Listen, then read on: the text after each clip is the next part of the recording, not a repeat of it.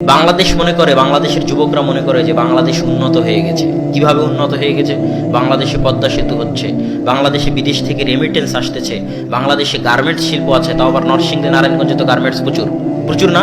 এটা উন্নতি নয়, এটা উন্নতির নামে মিথ্যা ধোঁকা। উন্নতি তখনই যখনই আপনার ছেলে জ্ঞানে গুণে গবেষণার চরম শিখরে পৌঁছে যাবে, যখন ঢাকা বিশ্ববিদ্যালয়ের অবস্থান হবে পৃথিবীর র্যাঙ্কিং বিশ্ববিদ্যালয়গুলোর প্রথম দিকে, যখন রাজশাহী চিটাগাং বিশ্ববিদ্যালয়গুলোর অবস্থান হবে পৃথিবীর র্যাঙ্কিং বিশ্ববিদ্যালয়ের প্রথম দিকে, তখন বুঝতে পারবেন যে হ্যাঁ, দেশে উন্নত হচ্ছে। আর যখন দেখবেন যে রাজশাহী আর ঢাকা বিশ্ববিদ্যালয়ে মারামারি হচ্ছে, এই গণতন্ত্রের নামে হরতাল, রাজনীতি, খুন খারাপি হচ্ছে, তখন এগুলো উন্নতি নয়, এগুলো উন্নতির নামে ধোঁকাবাজি। বাংলাদেশ মনে করে, বাংলাদেশের যুবকরা মনে করে যে বাংলাদেশ উন্নত হয়ে গেছে। কিভাবে উন্নত হয়ে গেছে?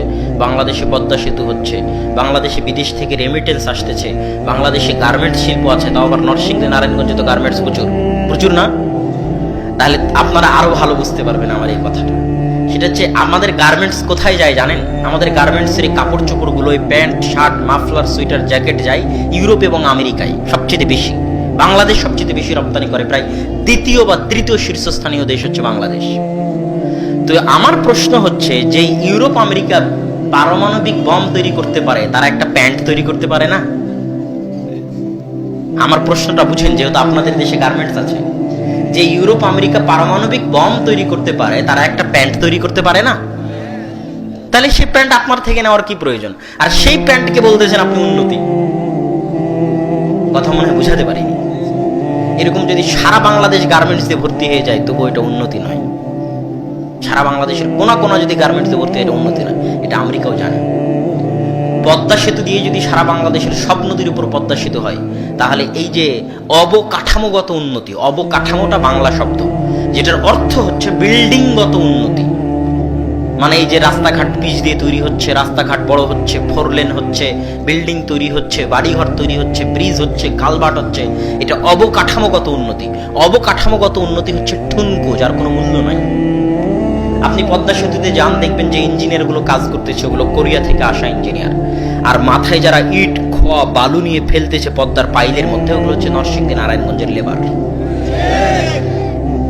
এটা হচ্ছে উন্নতির মাপকাঠি। যেই দিন আপনি শিক্ষায় উন্নতি হবেন, জ্ঞানে গবেষণায় উন্নত হবেন, সেই দিন আপনি উন্নত। গার্মেন্টস যদি কালকে চীন, আফ্রিকার অঞ্চলে চেষ্টা করতেছে, চীন একটা বাফার জন্য একটা হাব তৈরি করার আফ্রিকান অঞ্চলে, যেখানে বাংলাদেশের চাইতে কম খরচে। বাংলাদেশে কেন গার্মেন্টস চলে জানেন? বাংলাদেশের মানুষ অল্প টাকায় শ্রম বেশি করে দেয়। এই জন্য বাংলাদেশে গার্মেন্টস শিল্পটা এখনো টিকে আছে।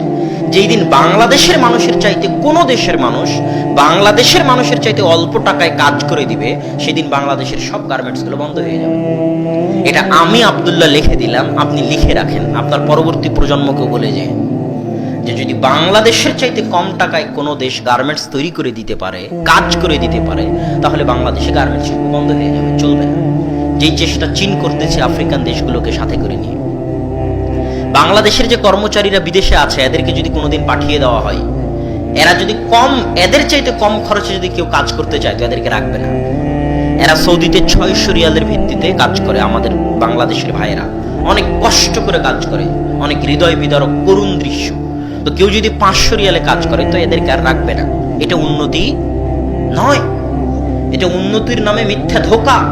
উন্নতি তখনই যখনই আপনার ছেলে জ্ঞানে গুণে গবেষণার চরম শিখরে পৌঁছে যাবে, যখন ঢাকা বিশ্ববিদ্যালয়ের অবস্থান হবে পৃথিবীর র্যাঙ্কিং বিশ্ববিদ্যালয়গুলোর প্রথম দিকে, যখন রাজশাহী চিটাগাং বিশ্ববিদ্যালয়গুলোর অবস্থান হবে পৃথিবীর র্যাঙ্কিং বিশ্ববিদ্যালয়ের প্রথম দিকে, তখন বুঝতে পারবেন যে হ্যাঁ, দেশে উন্নত হচ্ছে।